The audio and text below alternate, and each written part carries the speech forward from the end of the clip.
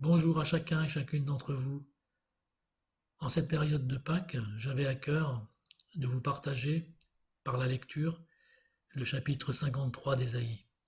Un chapitre qui nous parle de la souffrance, de la mort et de la résurrection de Jésus.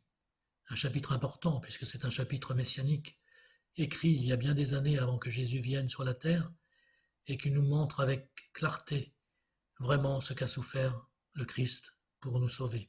Alors en voici la lecture. Qui a cru à ce qui nous était annoncé? Qui a reconnu le bras de l'Éternel? Il s'est élevé devant lui comme une faible plante, comme un rejeton qui sort d'une terre desséchée. Il n'avait ni beauté ni éclat pour attirer nos regards, et son aspect n'avait rien pour nous plaire.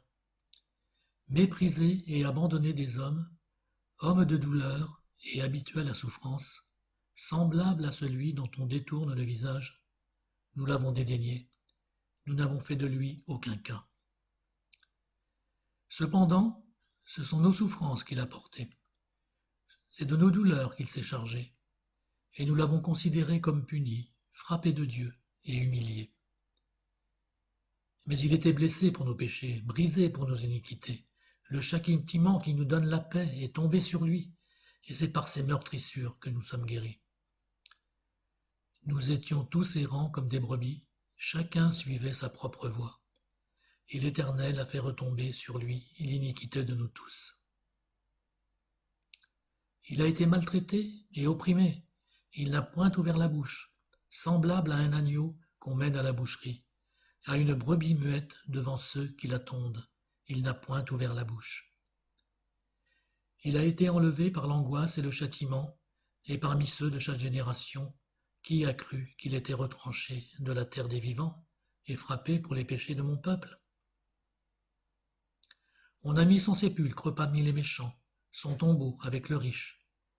Quoiqu'il n'eût point commis de violence, et qu'il n'y eût point de fraude dans sa bouche. Il a plu à l'Éternel de le briser par la souffrance. Après avoir livré sa vie en sacrifice pour le péché, il verra une postérité, et prolongera ses jours, et l'œuvre de l'Éternel prospérera entre ses mains. À cause du travail de son âme, il rassasiera ses regards, et par sa connaissance mon serviteur juste justifiera beaucoup d'hommes, et il se chargera de leurs iniquités.